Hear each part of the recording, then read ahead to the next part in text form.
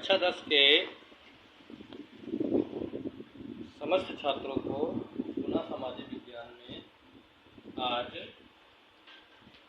Europe के राष्ट्रवाद के उदय के पाठ से संबंधित जो महत्वपूर्ण प्रश्न हैं उन पर चर्चा करनी है। उसे आज हम ध्यानपूर्वक समझेंगे, क्योंकि बोर्ड या मैं बोर्ड के सम्मुख भी आ जाऊंगा तो आपको केवल समझना ही है, ज़्यादा यह ध्यान केंद्रित करने की आवश्यकता नहीं है कि मैं आपको दिख रहा हूँ कि नहीं दिख रहा हूँ। हमारा ध्यान महत्वपूर्ण प्रश्नों पर केंद्रित होना चाहिए। तो सबसे पहले जो बहुविकल्पीय प्रश्न हैं उन पर हमको अपनी अपना जो फोकस है वो ध्यान में रखना है। जैसे जर्मनी के एकीकरण की सर्वप्रथम आधारशिला किसने रखी? Napoleon Bonaparte. फ्रांस की क्रांति का फाल्गुन किसे कहा जाता है? विश्वकोश नामक ग्रंथ की रचना किसने की? दिदरोट। फ्रांस की क्रांति के समय फ्रांस का शासक कौन था? लुई 16वां। फ्रांस की क्रांति में मुख्य भूमिका किस वर्ग की थी? मध्यम वर्ग। बैंक ऑफ फ्रांस की स्थापना किसने की? नेपोलियन बोनापार्ट ने की। ऑस्ट्रिया के साथ प्रसार का युद्ध कब हुआ? 1866 ईस्वी में हुआ। फ्रांस और प्रसार का युद्ध कब हुआ? 1870 ईस्वी में हुआ। फ्रांस की क्रांति कब हुई? 1789 ईस्वी। मॉन्टेस्क्यू ने किस सिद्धांत का प्रतिपादन किया? अधिकार विभाजन का। बिस्मार्क जर्मनी का चांसलर कब बना? 1862 ईस्वी। Ideas of philosophy of history of Mankind नामक पुस्तक की रचना कब और किसने की? 1784 ईस्वी में जी.सी. हर्डर ने। टैली क्या था? यह एक प्रकार का भूमिकर था। डाइस क्या था? यह एक प्रकार का उपज कर था। द स्पिरिट ऑफ लॉ के लेखक मॉन्टेस्क्यू थे। इटली का एकीकरण कब पूरा हुआ? 1871 ईस्वी। गैरिबाल्डी कहाँ का निवासी था? सार्डिनिया का।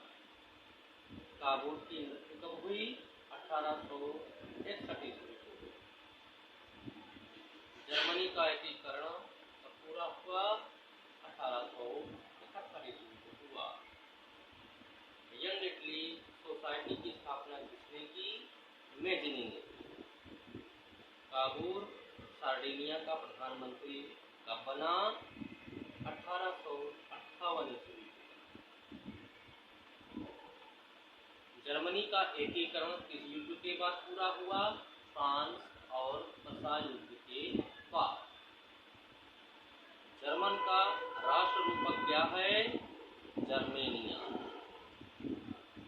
जान वेराइन किसका संघ था? एक शुल्क संघ था।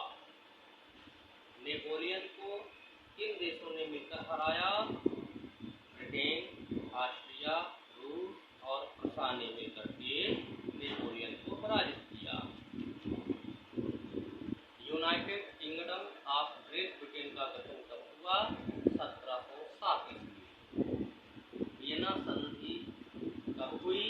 1815 ईस्वी।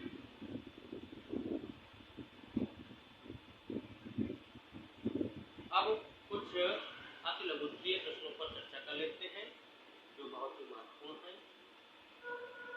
फ्रेडरिक सारियो के चित्रों में किस प्रकार की भावना की अभिव्यक्ति की गई थी? 1848 ईस्वी में फ्रांस के फ्रेडरिक सारियो ने 4 चित्रों की एक श्रृंखला बनाई।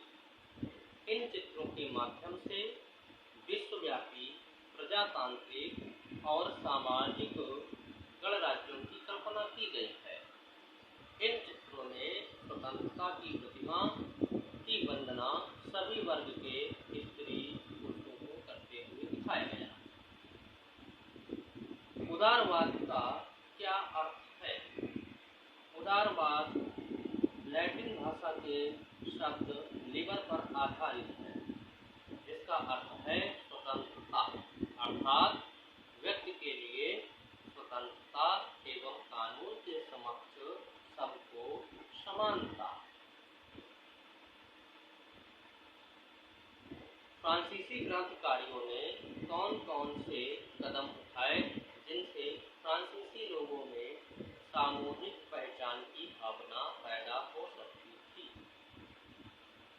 फ्रांसीसी क्रांतिकारियों द्वारा उठाए गए कदम निम्न प्रकार हैं। नंबर 1, एक नया फ्रांसीसी झंडा चुना गया। नंबर 2, स्टेट जनरल का नाम बदलकर नेशनल असेंबली कर दिया गया। नंबर 3, नई स्थितियों की रचना की गई, शपथ ली गई, शहीदों का गुणगान किया गया। रक्त और लोहे की नींद से आप क्या समझते हैं?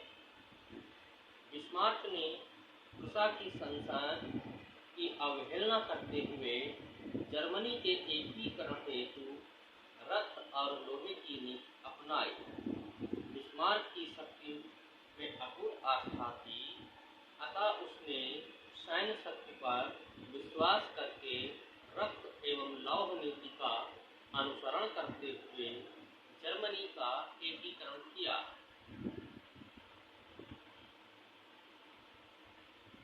जर्मन पंचांग को कब और किसने बनाया? जर्मन पंचांग या तिथिक्रम का मुख्य पृष्ठ 1798 ईस्वी में पत्रकार एंड्रियास रेबमान ने डिजाइन किया था।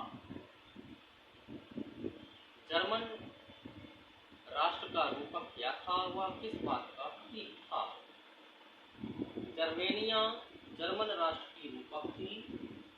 चाक्षुष अभिव्यक्तियों में जर्मेनिया बलूत वृक्ष के पत्तों का मुकुट पहनती थी, क्योंकि जर्मन बलूत वीरता का प्रतीक है।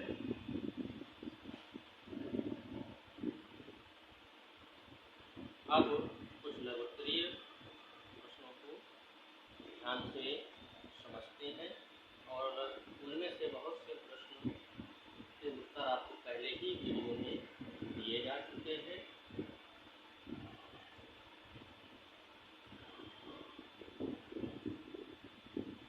जोसेफ मैत्सनी और मुख्यमंत्री काबूल इटली के एकीकरण में महत्वपूर्ण भूमिका अदा की, इस कथन की समीक्षा की। मैत्सनी ने 1830 ईस्वी के दशक में एकीकृत इतालवी गणराज्य हेतु एक सुविचारित कार्यक्रम प्रस्तुत करने का प्रयास किया। मैत्सनी ने अपने उद्देश्यों के प्रसार हेतु यंग इटली नामक एक गुप्त संगठन बनाया और 1848 ईस्वी तक इसने गुप्त तरीके से इटली के एकीकरण का प्रयास किया, किंतु उसे सफलता नहीं मिली। सार्डिनिया और पीटमांट के राजा विक्टर इमैनुअल द्वितीय ने इटली के एकीकरण में महत्वपूर्ण भूमिका अदा की। काबूल ने इटली के प्रदेशों को एकीकृत करने वाले आंदोलन का नेतृत्व किया, किंतु न तो वह क्रांतिकारी था और न ही जनतंत्र का समर्थक था। इटली के अभिजात वर्ग के अनेक शिक्षित एवं अमीर लोग इस नेतृत्व में काबूल के साथ थे। काबूल ने 1859 ईस्वी में ऑस्ट्रिया को पराजित करने में सफलता पाई, जिससे इटली के एकीकरण का मार्ग प्रशस्त हुआ।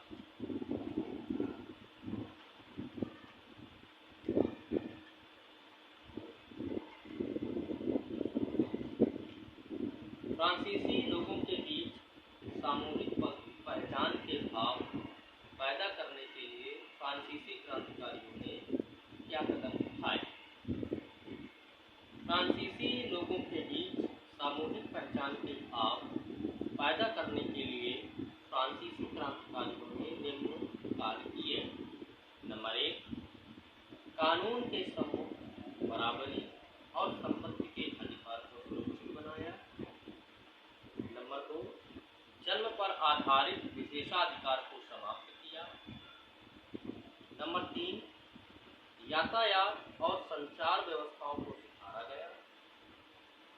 नंबर 4, शहरों में भी कारीगरों के श्रेणी समूहों के नियंत्रण को हटा दिया गया।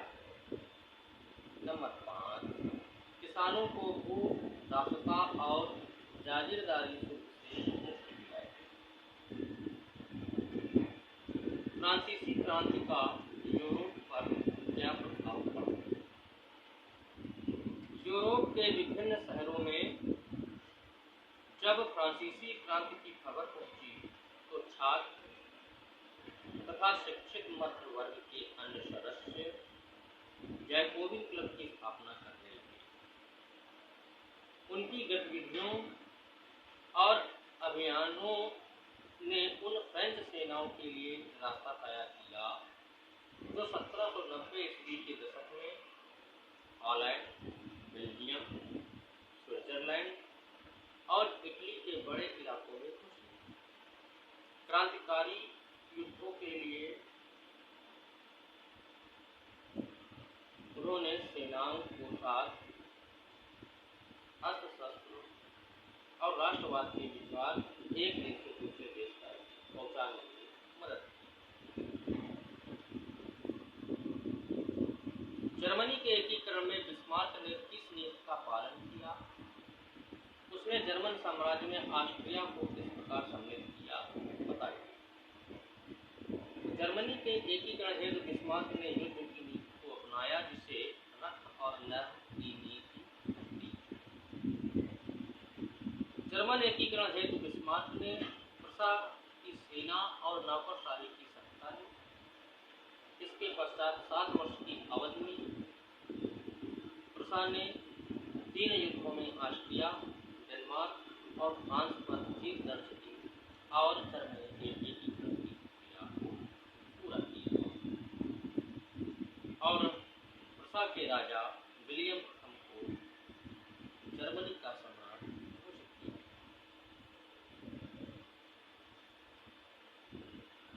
यूरोप में मध्यम वर्ग के उदय के क्या कारण थे? यूरोप में मध्यम वर्ग का उदय और विकास निम्नलिखित कारणों से हुआ था। मध्य और पूर्वी यूरोप में इन समूहों का आकार 19वीं शताब्दी के अंतिम दशकों तक छोटा ही था। शिक्षित और उदारवादी मध्य वर्गों के बीच ही राष्ट्रीय एकता के विचार लोकप्रिय थे। पश्चिमी और मध्य यूरोप के हिस्सों में औद्योगिक उत्पादन और व्यापार की वृद्धि से शहरों का विकास हुआ, जिससे वाणिज्यिक वर्गों का उदय हुआ। इस वर्ग का अस्तित्व बाजार के उत्पादन पर निर्भर था। इंग्लैंड में औद्योगिकरण 18वीं शताब्दी के दूसरे चरण में प्रारंभ हुआ, जबकि फ्रांस और जर्मनी के राज्यों के कुछ हिस्सों में यह 19वीं शताब्दी के दौरान ही हुआ। इस प्रक्रिया के परिणामस्वरूप नए सामाजिक समूह अस्तित्व में आए। श्रमिक वर्ग के लोग और मध्य वर्ग जो उद्योगपतियों और व्यापारियों तथा सेवा क्षेत्रों के लोगों से बने।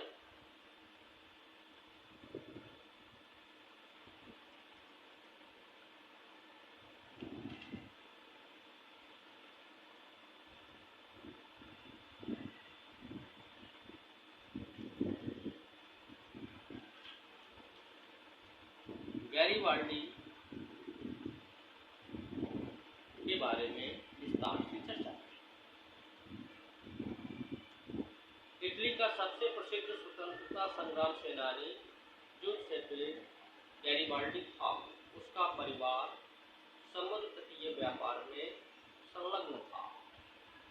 वह एक व्यापारिक नौसेना में नाविक था। 1821 ईस्वी में वह यंग इटली आंदोलन से जुड़ा। 1834 ईस्वी में पीरमॉन्ट के गणतांत्रिक विद्रोहों में भाग लिया, किंतु सफल न हो सका। 1848 ईस्वी तक वह निर्वासित जीवन व्यतीत करता रहा। 1854 में विक्टर इमैनुअल विवाद का समर्थन कर वह इटली के एकीकरण में शामिल हुआ। 1860 ईस्वी में उसने दक्षिणी इटली की ओर से हजारों लोगों का नेतृत्व किया। ये स्वयंसेवक रेड शर्ट्स के नाम से प्रसिद्ध हुए। 1867 ईस्वी में स्वयंसेवकों की यह सेना पेपल राज्यों की तरफ बढ़ी और फ्रांसीसी सैनिकों से रोम में मिल गई, जिसमें उन्हें जीत प्राप्त हुई। इस तरह पेपल राज इटली में मिल गया। अंततः कहा जा सकता है कि उसने स्वयंसेवकों की सेना बनाकर इटली के एकीकरण में महत्वपूर्ण योगदान दिया।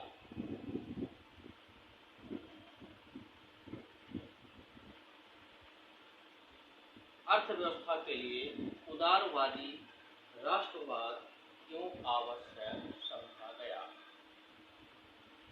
19वीं शताब्दी के शुरुआती दशकों में यूरोप में राष्ट्रीयता से संबंधित विचार उदारवाद से जुड़े हुए। आर्थिक क्षेत्र में उदारवाद बाजारों की मुक्ति और वस्तुओं तक पूंजी के आवागमन द्वारा राज्य द्वारा लगाए गए नियंत्रणों को समाप्त करने के पक्ष में था और मध्यम वर्ग में यह मांग तेज होती चली। नेपोलियन के प्रशासनिक सुधारों के कारण 39 राज्यों का जर्मन महासंघ बना। इसमें अपने मुद्रा नापतोल प्रणाली का भी सुधार हुआ। हर बार जो शुल्क देना पड़ता था 5%, उसमें उनको छुटकारा मिला, परंतु पैमाने की माप-तौल प्रणाली के कारण वस्तुओं की अदला बदली या व्यापार में उन्हें दिक्कतों का सामना हुआ। नया वाणिज्य वर्ग ऐसी परिस्थितियों को आर्थिक विनिमय और विकास के लिए बाधक मानते हुए ऐसे एकीकृत क्षेत्र के निर्माण में के पक्ष में थे, जिससे व्यापार में किसी भी प्रकार की बाधा न हो। इसके लिए 1834 ईस्वी में रूसा की पहल पर एक शुल्क संघ जाल वेराइन स्थापित किया गया, जिसमें अधिकांश जर्मन राज्य शामिल हो गए। इस संघ ने शुल्क के अवरोधों को समाप्त कर दिया और मुद्राओं की संख्या 2 कर दी, जो पहले 30 के ऊपर थी। इसके अलावा रेलवे के जाल ने व्यापार को और गति दी, जिससे राष्ट्रीय हितों को बढ़ावा मिला और राष्ट्रीय एकीकरण को भी बढ़ने में सहायता प्राप्त हुई।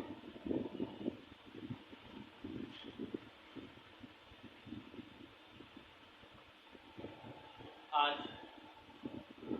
इन महत्वपूर्ण प्रश्नों को आप लोगों को समझना है और इन्हें नोट भी करना है। तब तक के लिए अगले वीडियो